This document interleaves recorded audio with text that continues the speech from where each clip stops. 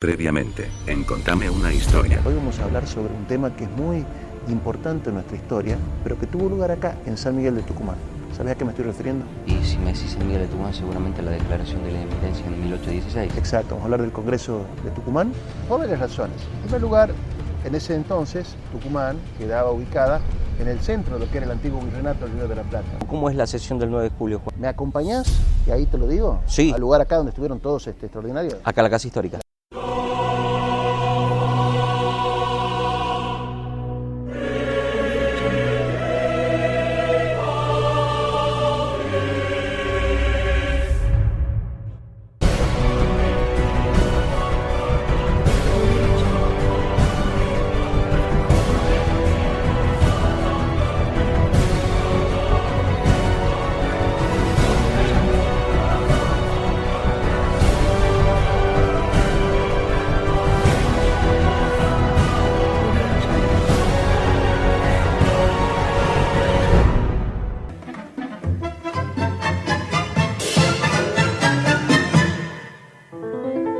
Bueno, Luisito, ya estamos acá en la Casa Histórica, donde el 9 de julio de 1816 los congresales declararon la independencia de las Provincias Unidas del Río de la Plata.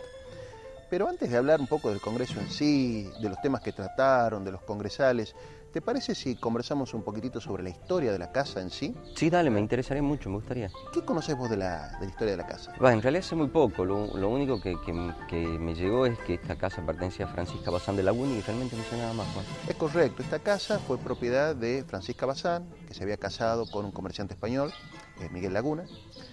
Se estima que fue construida alrededor de 1760 aproximadamente y cuenta con la estructura típica de una casa colonial de la época en Tucumán. ¿Cómo era una casa colonial de la época? Bueno, básicamente estaba integrada por 3 patios sucesivos, ¿sí? Vos cuando entras a la casa ves que tiene un frente importante, es decir, un portón importante de entrada con un zaguán de ingreso, 2 ventanas a los costados, un zaguán de entrada, como te decía, con habitaciones laterales, ¿sí? Y cuando vos ingresas encontrás un primer patio donde alrededor del cual se han desarrollado habitaciones. Bueno, ese era el primer patio principal de la casa, a cuyo alrededor vivía la familia, es decir, los propietarios de la casa. Ahí estaban las habitaciones, los dormitorios, estaba también el comedor y probablemente también la cocina principal de la casa, ¿sí? Vos fijate que hay galerías también y pasando el primer pabellón, que es el pabellón, digamos, que limita con la calle, tenés ese patio y da otro pabellón paralelo también a la calle, ¿sí? Que es donde hoy se está instalado el Salón de la Jura, que es este que tenemos acá enfrente. Bueno, pasando el pabellón de la Jura, el Salón de la Jura, tenés el segundo patio cuyo alrededor, que es donde estamos hoy. Ahora, es acá, aquí. Exacto, alrededor del cual había también habitaciones. Ahora, ese segundo patio era destinado a la servidumbre, ¿sí? Algunos esclavos que pueden haber tenido, algunos criados, ¿sí? Ese patio, como te decía, estaba cerrado también por un tercer pabellón, que sería donde hoy está este muro, ¿sí? Paralelo también a la calle, y que muy probablemente haya estado allí el comedor, la cocina de la servidumbre. Ese pabellón delimitaba el tercer patio, que es hoy donde están los murales de Lola Mora, ¿sí? Ese último patio era donde estaba la huerta de la casa, estaba ubicado el aljibe, este aljibe no estaba acá, sino que estaba allá.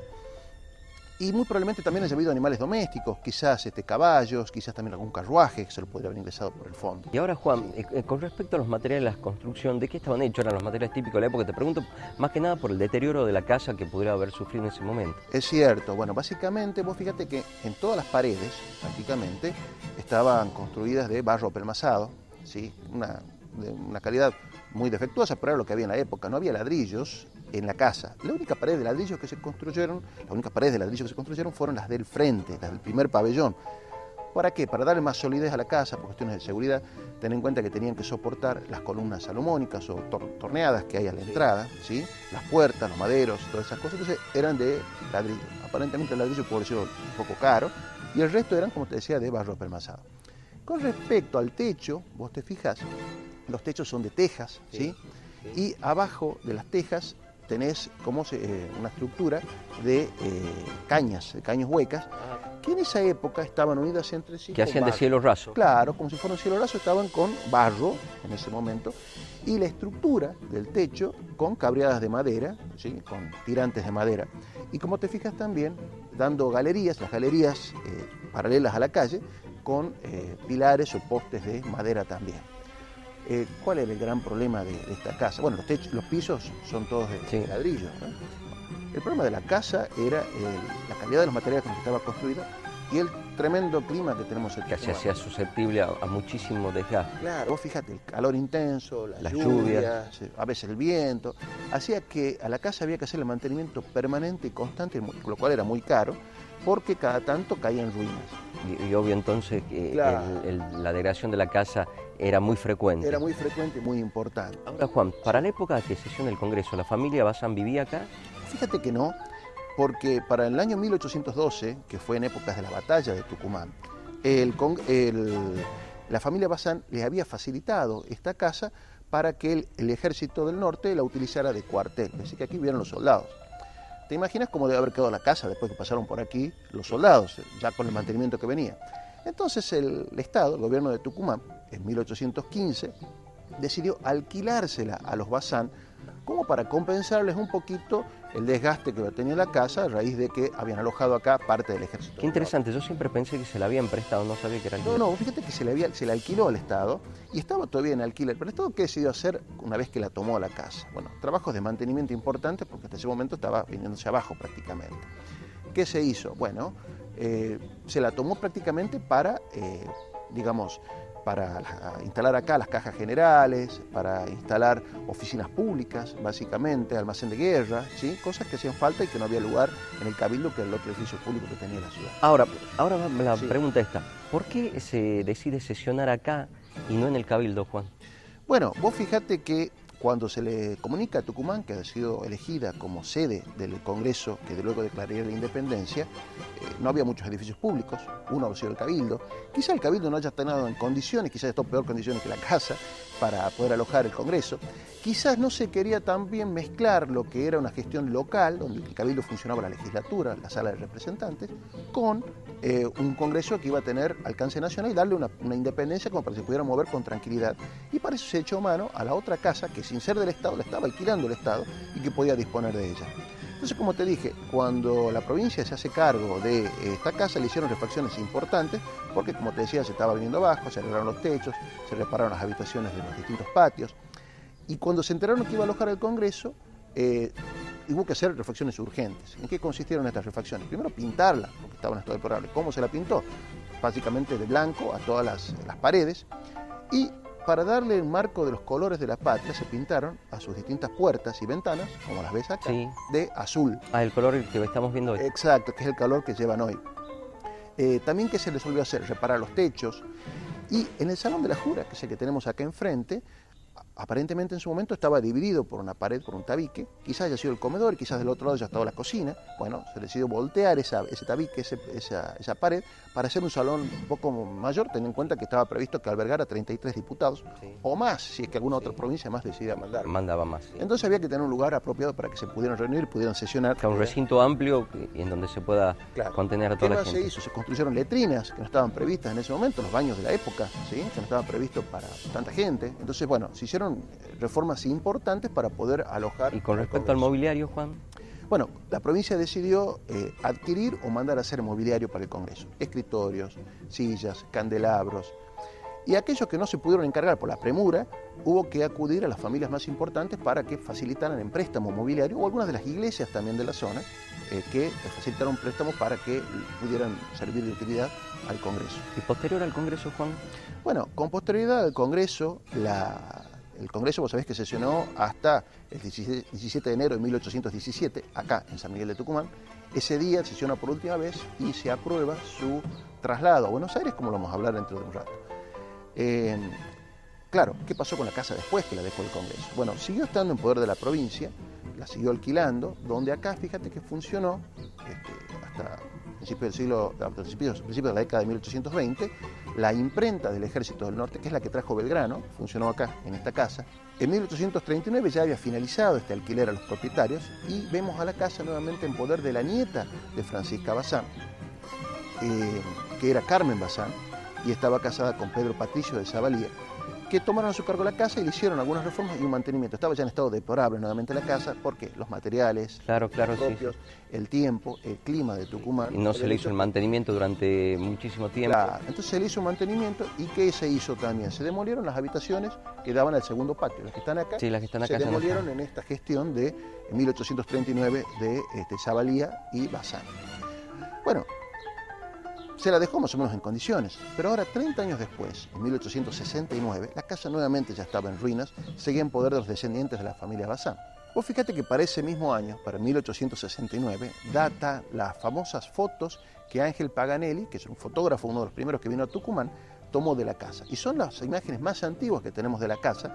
¿Y qué hace Paganelli? Fotografía el primer patio, justo dando al Salón de la Jura, y fotografía también el frente de la casa histórica. Esa foto típica que vemos de la casa. Famosa foto de la casa histórica donde aparece deteriorada completamente con un señor sentado en el cordón de la vereda, ¿viste? Sí. Esas son fotos de Paganelli, gracias a las cuales sabemos cómo fue el aspecto que tenía la casa en aquel momento.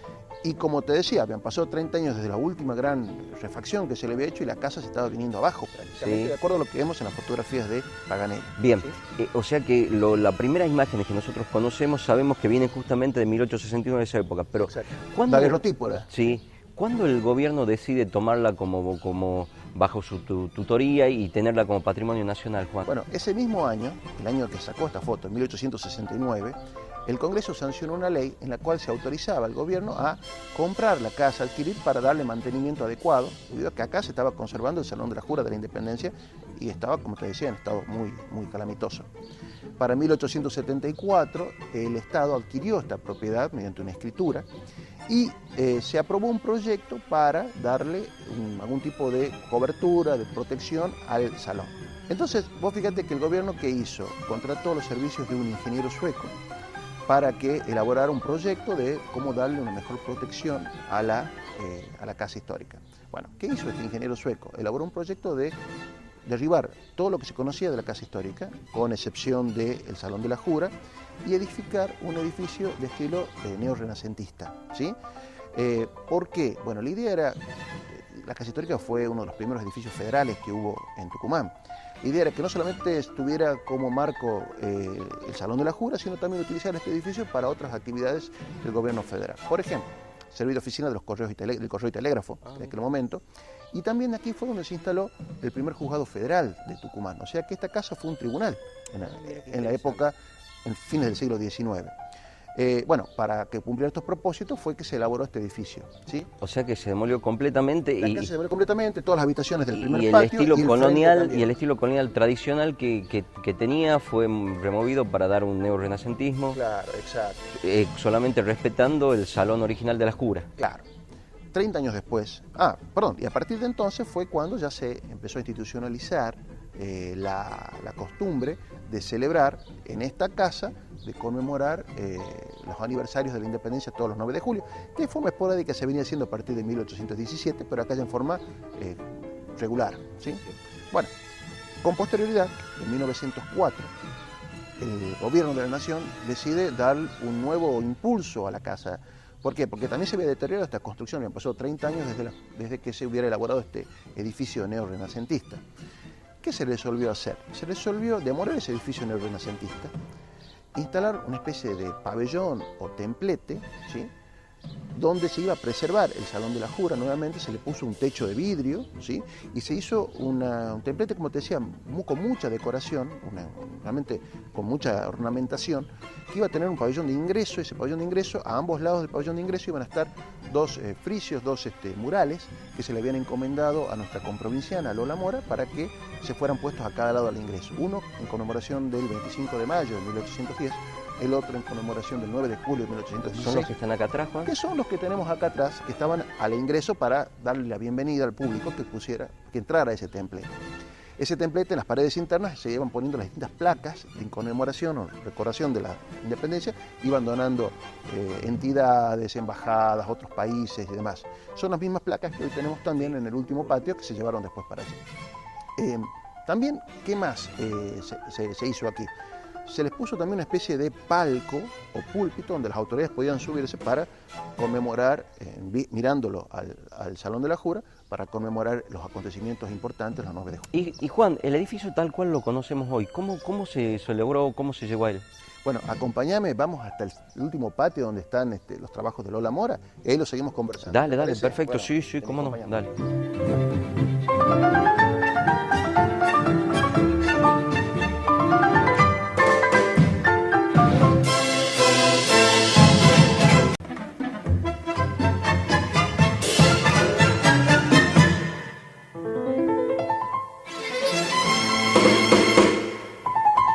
Ahí este es justamente el patio que vos me contabas, donde están Claro. las placas de Lola Mora. Tenemos las placas aquí y tenemos también los murales de Lola Mora para ambos lados. Ah, qué interesante, la verdad que es muy lindo todo eso, y justamente las placas se trasladaron de la primera parte. Se las trajeron todas para aquí. Y lo que veníamos charlando, eso, todas las modificaciones que se le hizo a la casa, y llegamos al punto justamente que se habían hecho tantas transformaciones y lo único que se había respetado, tal cual lo que me comentaba, era el Salón de la Jura. Exacto. Incluso la modificación mayor que tuvo es la última, donde se modificó su estilo original colonial a unión renacentista. Y la pregunta original era, Juan, ¿cómo llegamos a la actualidad con esta construcción? Claro, ¿cómo llegamos a la casa que conocemos hoy? Sí. Bueno, para 1941 ya estaba en boga el sentimiento de restaurar lo que se había perdido, ¿sí? Ahí se empezó a valorar un poquitito lo que era históricamente la casa.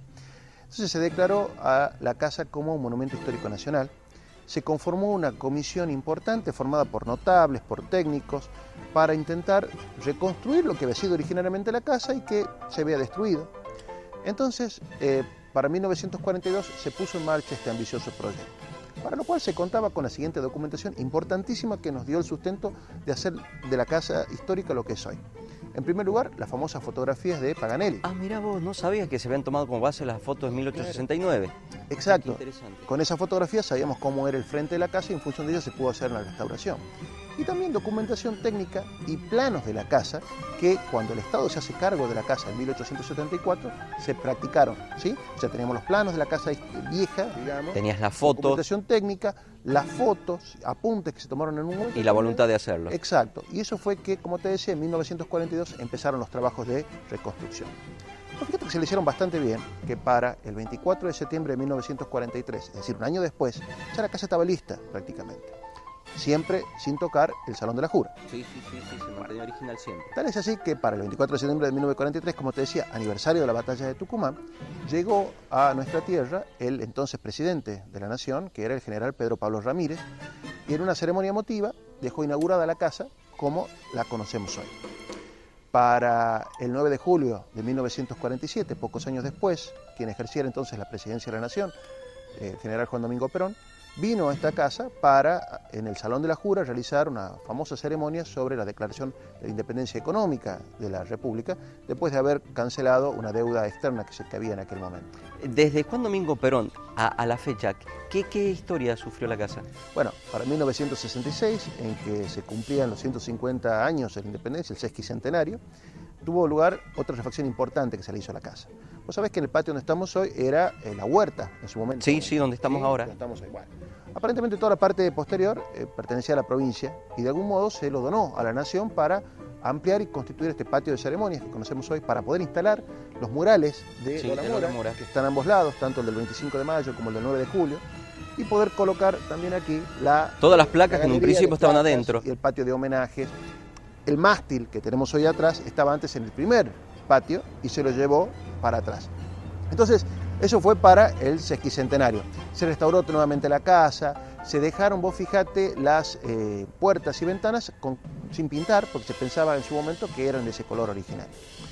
Para 30 años después, en 1996, se hizo la remodelación de puertas, de aberturas. Es la última remodelación grande que se hizo. Ventanas, verjas, rejas, faroles. Pero vos sabés que se había encontrado también documentación que daba cuenta de que el Estado de la provincia había adquirido, para las vísperas de la reunión del Congreso, pintura azul para pintar las puertas y ventanas con el color de la patria. Y es así como sabemos de que las puertas y ventanas tienen ese color. Y que es el color que tal la tenemos hoy. Que es el color que hoy tienen pintadas las puertas, el color de la patria, con el cual el Congreso recibió a los congresales. La Casa del Congreso recibió a los congresales, ¿sí? Bueno, vos sabés que para 1992 se aprobó una ley por la cual se declaraba, y hasta el día de hoy está vigente, a San Miguel de Tucumán como capital de la República todos los 9 de julio. Sí. Y se ordena al presidente de la Nación que concurra a nuestra provincia para ser recibido con el primer mandatario de la provincia, con sus gabinetes, invitados especiales, a veces vienen dignatarios extranjeros también, para celebrar en este lugar un aniversario más de la independencia argentina. La verdad que hermosa la historia de la casa, Juan, pero ahora te traigo de nuevo 1816. Contame qué pasó específicamente ese 9 de julio. Bueno, vos sabés que para 1814 ya había vuelto al trono don Fernando VII. Él había estado capturado por Napoleón durante bastante tiempo, ¿sí? Y hasta ese momento había servido el argumento de la máscara de Fernando VII. Sí, lo recuerdo, Juan, sí lo recuerdo. Que era una mentira, es decir, bueno, como el rey no viene y ni va a venir, nos gobernamos nosotros, hasta que vuelva. Hasta que vuelva. Como eso no va a ocurrir porque sigue Napoleón y Napoleón para rato. ¿Qué pasó? El tema era que ya había vuelto el rey. Volvió el rey, venía a reclamar lo suyo. Y acá no estaban muy dispuestos a devolverle el poder así nomás. Ya nos había gustado cómo gobernarnos a nosotros mismos. Entonces había que tomar una determinación. ¿Qué éramos nosotros? ¿Seguimos siendo insurgentes, luchando contra un rey al quien decíamos que respetamos? ¿O había que sacarse la máscara de Fernando VII y decir nuevamente no somos independientes, somos un país, estamos luchando por nuestra libertad? Que era lo que se había tratado en el Congreso y era lo que decía San Martín, San Martín era en ese entonces gobernador intendente de Cuyo, la provincia, y le escribía a los representantes de Cuyo, al Congreso de Tucumán, impulsándolos para que declaren la independencia que nos destinamos, porque esta situación no se podía dilatar más. ¿Hasta cuándo esperamos declarar nuestra independencia? ¿No le parece una cosa bien ridícula acuñar moneda, tener el pabellón y por último hacer la guerra al soberano de quien en el día se cree dependemos? ¿Qué nos falta más que decirlo? Por otra parte, ¿qué relaciones podremos emprender cuando estamos a pupilo? Los enemigos, y con mucha razón, nos tratan de insurgentes, pues nos declaramos vasallos. Carta de San Martín a Tomás Godoy Cruz, marzo de 1816. Hay una carta muy importante que el general San Martín sí me la habías comentado. Le dedicó a el representante de Mendoza en el Congreso de Tucumán, a Tomás Godoy Cruz, de marzo de 1816, en el cual le impulsaba para que el Congreso se animara a declarar. Toma una decisión. Exacto. ¿Y militarmente, Juan, la cosa estaba muy complicada? Estaba bastante complicada, porque desde 1814 hasta 1816 ya había vuelto el rey de España, ya no estaban peleando contra Napoleón las fuerzas españolas. Por lo tanto, todos los soldados que tenían libres los empezaron a mandar para aquí, para América. Y así fue como desde 1814 hasta 1816 empezaron a sucumbir todos los movimientos independentistas que habían surgido en la América española. México, Venezuela, Nueva Granada, Colombia y hasta Chile. Todos habían caído de nuevamente en poder de los realistas. O sea, lo único que quedaba en pie era el Río de la Plata y éramos nosotros dentro de todo el continente que había vuelto a manos de los realistas. Y en este contexto es que se reúne el Congreso. En este contexto complicado es el que se reúne el Congreso. Y así fue entonces que el 9 de julio de 1816 el diputado representante por la provincia de Jujuy, Teodoro Sánchez de Bustamante, toma la palabra y propone que se plantee el tema de la independencia argentina. Pero eso, ¿qué te parece si lo hablamos en la sala de la Jura? Dale, Juan, sí, cómo no, me encantaría. Dale.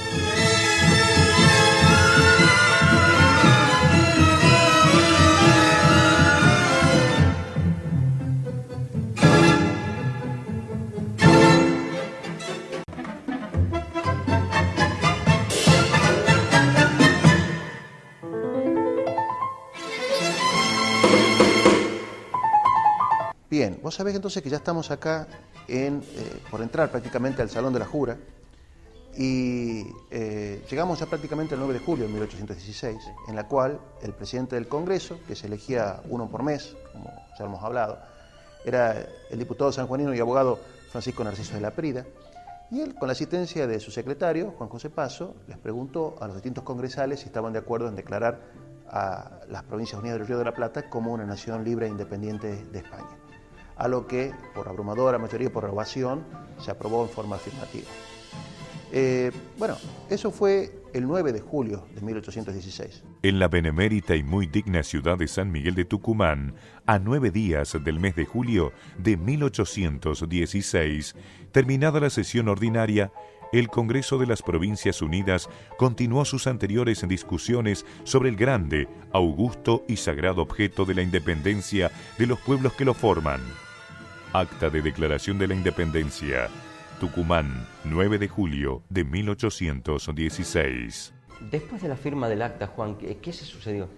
10 días después, el 19 de julio de 1816, a propuesta del diputado por Buenos Aires, también abogado, el doctor Pedro Medrano, se decidió agregarle a la Declaración de la Independencia de que no fuera solamente con respecto a Fernando VII, a España, a sus sucesores y metrópolis, sino también a de cualquier otra dominación extranjera. ¿Por qué, Juan? Bueno, resulta que comentaba Medrano en su propuesta de que había habido muchos comentarios, muchos conventillos, de que tanto el general Belgrano como el Congreso o el director supremo, que era Juan Martín de Pueyrredón, en aquel entonces, tenían intenciones de entregar el país o a los portugueses o a la corona británica. Por eso es que solamente se había declarado la independencia con respecto a España. Entonces, para acallar a estos chismosos que andaban diciendo esto, él decía que no, que también se agrega de toda otra dominación extranjera. Juan, ¿se sabe quién fue y por qué desparramaron este rumor?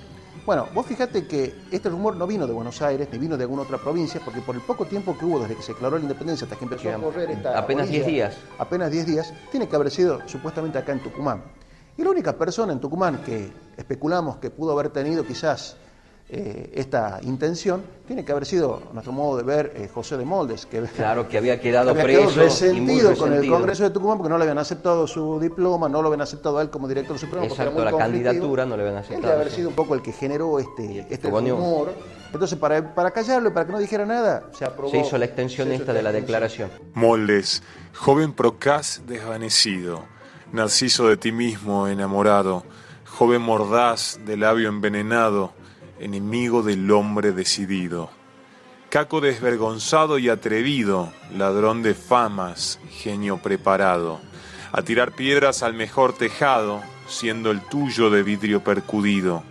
Víbora de morder nunca cansada, sanguijuela de sangre humana henchida. Espada para herir siempre afilada, sabe que una cuestión hay muy reñida. De tu alma negra claro testimonio, ¿cuál de los dos es peor, tú o el demonio? Soneto redactado por Fray Cayetano Rodríguez, diputado al Congreso de Tucumán por Buenos Aires, dedicado al coronel José de Moldes, diputado electo por Salta al Congreso de Tucumán.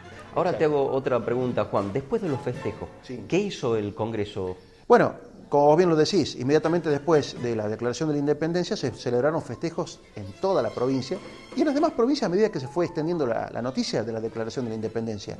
El festejo más conocido tuvo lugar el 10 de julio de 1816, que fue un baile de gala que se realizó, del cual las crónicas hasta muchísimos años después de los hechos comentaban sobre este gran acontecimiento que social que tuvo lugar en Tucumán. En este baile asistieron todos los diputados del Congreso, Francisco Narciso de la Prida, asistió el general Belgrano también, que estuvo acá los días de la independencia, y allí fue donde nació el amor entre Manuel Belgrano y Dolores Helguero, que lo hablaremos en algún momento. Sí. ¿Y en la forma resolutiva, Juan? Bueno, en la forma resolutiva, ¿qué pasó? Bueno, después de eso, después de debatir el tema de la independencia, el Congreso se abocó a tratar sobre todo la forma de gobierno que más convenía a las Provincias Unidas del Río de la Plata. Es decir, o íbamos a optar por ser una república o podríamos haber optado por ser una monarquía constitucional. Claro, en base a lo que Belgrano había propuesto en la reunión secreta esa del 6 de julio. Claro. Pero ahora, Juan, ¿por qué Belgrano plantea eso? ¿Cuáles son los fundamentos y el porqué de esa necesidad? Bueno, básicamente, ¿por qué Belgrano plantea eso? Bueno, Belgrano plantea por la siguiente razón. Él cuando expone en la sesión secreta del Congreso del 6 de julio de 1816, 3 días antes de la declaración de la independencia, él les comenta a los diputados que los llaman para que les diga cómo había toda la cosa en Europa, él había sido diplomático en Europa y había vuelto con las noticias de la última. Claro, acaba de venir de Europa. Claro. Él que les decía, bueno señores, miren, si bien es cierto, en primer lugar, nuestra revolución tuvo en las primeras épocas, estaba vista con simpatías por las potencias europeas. ¿Por qué? Por su majestuosa marcha, por sus triunfos, por su orden. Ahora medio que la ven con mucha desconfianza a raíz de la anarquía en la que hemos caído, las peleas que hemos tenido, imagínate que desde 1810 hasta 1816, las peleas que teníamos y la anarquía era providencial. Y no era muy bien observado desde afuera. No le gustaba a las potencias europeas tener que tratar con un país tan inestable, ¿sí? Entonces él decía, ahora no vamos a tener mucho apoyo de afuera, no nos van a ver con simpatía porque somos anárquicos.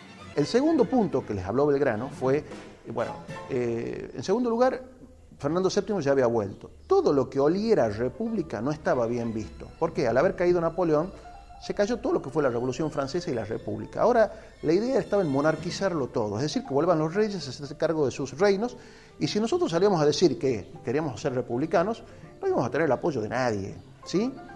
En tercer lugar, que nos olvide, que lo más, entonces le aconsejaba que implantemos una monarquía temperada, decía él. ¿Qué quería decir con eso? Una monarquía constitucional del estilo británico. Él había estado viviendo en Londres, entonces sabía más o menos de qué es lo que estaba hablando. No solo tenía aceptación, sino que era llevadero. Exacto.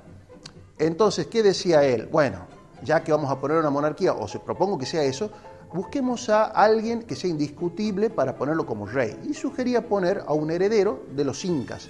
El último emperador inca, que es Tupac Amaru, buscar a un sucesor de Tupac Amaru y hacerlo rey de las Provincias Unidas del Río de la Plata. Él decía que de esa manera se iban a terminar los problemas internos, la anarquía que él veía en todo esto. Él decía también, y de eso yo les aseguro que todos los pueblos del interior iban a apoyar este monarca inca si lo llegamos a coronar, si lo encontramos, ¿sí? Sobre todo él estaba pensando como su primo Castelli en el Alto Perú, en los indígenas, buscar el apoyo indígena para poder... Sí, porque era el grupo más numeroso. Claro. Bueno, y por último decía, España en estos momentos, Fernando VII, está devastado después de haber quedado prácticamente muy mal, después de haber guerreado contra Napoleón en la famosa Guerra de la Independencia Española. Y hay muchas peleas internas en España, es decir, estaban peleando los liberales contra los absolutistas, ¿sí? Pero a pesar de todo, a pesar de estar débil España, a pesar de estar peleándose entre ellos, están mucho más fuertes que nosotros. Así que tenemos que tener cuidado y nos tenemos que bancar solos y ver qué vamos a hacer con ese problema. Tan es así lo que lo habíamos comentado, que había caído México, había caído Nueva Granada, había caído Venezuela y estaba cayendo Chile. Exactamente, todos los estados independentistas de América Latina habían caído nuevamente bajo el yugo realista a raíz de todo esto. ¿Y le dan bolilla a Belgrano, Juan? Bueno, ahora, la discusión con respecto a la forma de gobierno que iban a adoptar las Provincias Unidas del Río de la Plata surgió cuando se planteó el tema de qué sello iba a utilizar el Congreso. El sello del Congreso, que lo tenemos hoy acá, fue el que dio pie para discutir este problema que había planteado Belgrano, que era sobre la forma de gobierno. Fue el punto. ¿Y cómo se dio el debate? Bueno, ¿te parece que entremos a la sala de la jura sí, y ahí sí. hablemos sobre este tema? Sí, sobre el tema del sello y sobre cómo se planteó la discusión con respecto a la forma de gobierno. Todo el problema se plantea alrededor del sello del Congreso. Vos te acordarás que en su momento la Asamblea del año 13 tuvo su sello, que es el actual escudo de la República Argentina. Sí. Bueno, el Congreso también se planteó que tuviera su sello. Quien tenía que estar en funciones en la presidencia del Congreso durante julio de 1816 era el diputado sanjuanino, el abogado Francisco Narciso de la Prida. Ese era el mes que le tocaba a él. El 12 de julio de 1816, él propone al Congreso que se aboque a debatir sobre el sello que iba a adoptar el Congreso, como la Asamblea del año 13 había tenido su sello. A lo que, casualmente, muy observador, otro abogado, el jujeño Teodoro Sánchez de Bustamante, el mismo que había propuesto la Declaración de la Independencia, le dice, momentito, antes de definir qué vamos a hacer con el sello, es importante saber qué tipo de forma de gobierno vamos a adoptar. Era prioritario definir cómo nos gobernamos antes de decir cómo íbamos a firmar después de gobernar. Claro, porque el tema es, de eso va a depender el sello, porque si es que vamos a adoptar una monarquía constitucional, como lo pretendía el general Belgrano, tenemos que prever que en el sello estén las armas del futuro rey que tengamos, o monarquía que tengamos en el Río de la Plata. Y entonces así fue que, de saltar del sello de la Asamblea del Congreso, pasamos a discutir la forma de gobierno después de haberse declarado la independencia. Bueno, ahí se plantearon discusiones de distinto tipo.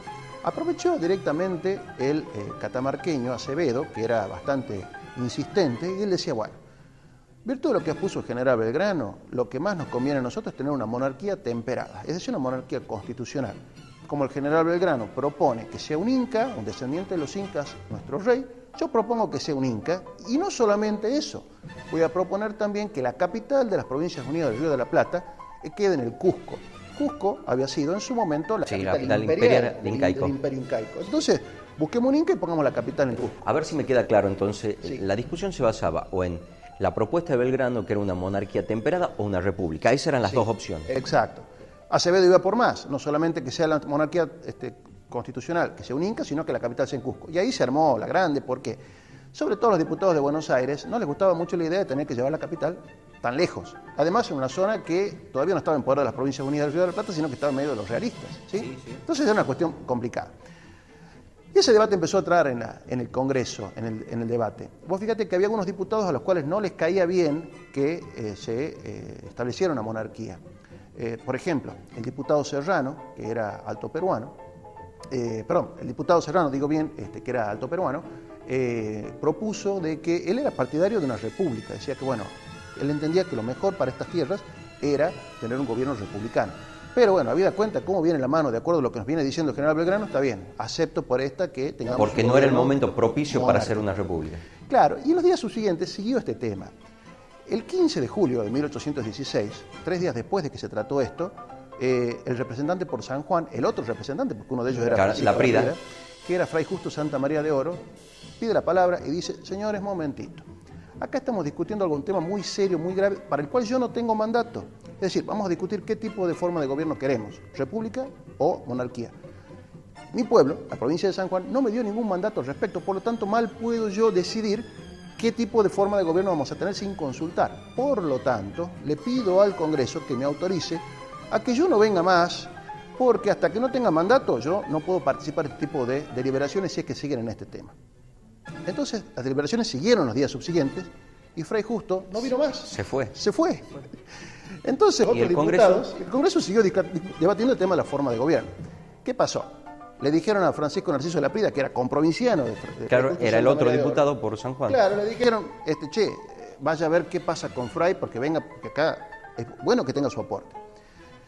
Francisco Narciso de Laprida, el 20 de julio, le transmite al resto de los diputados de que, Fray Justo Santa María de Oro no iba a venir porque estaba con este tipo de problema, pero que si el Congreso se lo ordenaba, él iba a volver a asistir, pero que el Congreso le diera un documento donde le dejara constancia de que él volvía a asistir con orden del Congreso para que él pudiera presentarlo a su provincia y justificar su conducta de que él quería que esto se debata primero en las provincias. Perfecto, a pesar de no estar de acuerdo y no tener un mandato fijo. Claro, entonces siguió el tema. El 19 de julio de 1816 se siguió tratando el asunto. El único discurso, fíjate vos curioso, que sostuvo la forma de gobierno republicana fue el diputado por Buenos Aires, Anchorena, que dijo: la forma de gobierno monárquica está muy buena para la zona andina, donde tiene mucha importancia la aristocracia, sobre todo lo que es Bolivia y Perú. Pero para las provincias del llano, donde todos somos iguales, no es lo mejor. Es preferible un gobierno republicano. La mayoría de los diputados, sobre todo los del Alto Perú, salvo Serrano, estaban de acuerdo con que se eligiera como rey a un inca, a un descendiente de los incas. Ahora, Juan, sí. ¿Tenían ya el inca que iba a ser representante de la monarquía o lo propusieron? No, vos fíjate que para agosto de 1816 presidía el Congreso nuestro comprovinciano José Ignacio Tames. Más, ¿había algún inca descendiente de Tupac Amaru? Sí, fíjate que había varios, sobre todo había un hermano de Tupac Amaru que era octogenario, pero estaba preso en una cárcel en Cádiz, por lo tanto era muy difícil traerlo. Imposible. En segundo lugar, había también varios parientes del inca que estaban desparramados por Perú, sobre todo en la zona de Cusco. Había que buscarlos a ver quién se podría hacer. O sea, no había todavía quien pudiera llegar a coronarse en ese sentido. Cuando la noticia de esta intención del Congreso de coronar a un inca llegó a Buenos Aires, te imaginas, la prensa ya se mataba de risa, decían que al final iban a tener que buscar a un soberano que andaba en alpargatas o un patas sucias, decían. Y claro, jocoso para ellos. Claro, lo hubieran tenido que andar buscando en alguna pulpería o en alguna tienda del Alto Perú o del Perú, como diciendo que estaba borracho. ¿Y cómo culmina el debate, Juan? Bueno, el debate, básicamente en septiembre de 1816, se resolvió que se adoptara una monarquía constitucional, pero nunca se lo llevó a la práctica. La mayoría de los diputados, sobre todo, querían poner una monarquía constitucional. La mayoría pensaba también hacer lugar a esto que había propuesto Belgrano. En función de los argumentos que eran muy solventes. Insistía en que la capital fuera en Cusco, pero eso al final quedó en la nada, ¿sí? Atames, como te decía, como presidente, estaba de acuerdo en que se coronara un inca, pero como te decía, después circunstancias sobrevinientes hicieron de que esto fuera prácticamente imposible de concretar. Ahora, Juan, sí. En un momento tú me comentaste que el Congreso había sesionado acá en Tucumán desde marzo de 1816 a enero de 1817. ¿Por qué se muda, Juan? Bueno, el 17 de enero de 1817 tiene lugar acá la última sesión del Congreso de Tucumán. Se habían planteado varias cosas. En primer lugar, a raíz de que a principios de 1817 tuvo lugar la batalla de Chacabuco, el ejército de los Santos. Claro, San Martín. la cordillera, había vencido a los españoles allí. Entonces ya los realistas del Alto Perú sabían que las fuerzas fuertes nuestras no estaban en el norte, estaban en los Andes, estaban en Chile. Por lo tanto, vieron la ocasión propicia de atacar el norte y empezaron a invadir cada vez con mayor insistencia y agresividad Salta. Gracias a Dios, Martín Miguel de Güemes con sus gauchos pudo defender bien la frontera y el Congreso estaba temeroso de que en cualquier momento un golpe de mano importante los realistas pudieran atacar. A pesar de que estaba el ejército del norte acantonado aquí, no tenía la fuerza suficiente quizás para oponerse a los realistas. Entonces, por una cuestión de seguridad, decidieron... De estrategia también la movieron. El segundo argumento que se utilizó también para trasladar el Congreso a Buenos Aires fue la gran distancia que existía con el director supremo, Juan Martín de Pueyrredón, que estaba en Buenos Aires. Las comunicaciones entre ambos órganos de gobierno, el Ejecutivo y el Legislativo, duraban varias semanas y eso conspiraba contra la eficacia y el manejo ágil de la gestión de gobierno. Entonces, por esa cuestión es que el gobierno, en una sesión muy rápida, muy breve, el 17 de enero de 1817, abandona esta casa y se dirige a Buenos Aires, donde seguiría sesionando durante los próximos 3 años. ¿Cómo articula el Congreso su sesión allá en Buenos Aires?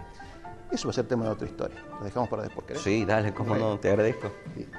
Los representantes de las Provincias Unidas en Sudamérica, reunidos en Congreso General, invocando al Eterno que preside el universo, en nombre y por la autoridad de los pueblos que representamos, protestando al cielo, a las naciones y hombres, todos del globo, la justicia que regla nuestros votos, declaramos solemnemente a la faz de la tierra que es voluntad unánime e indubitable de estas provincias romper los violentos vínculos que lo ligaban a los reyes de España, recuperar los derechos de que fueron despojados e investirse del alto carácter de una nación libre e independiente del rey Fernando VII, sus sucesores y metrópoli. Acta de Declaración de la Independencia, Tucumán, 9 de julio de 1816.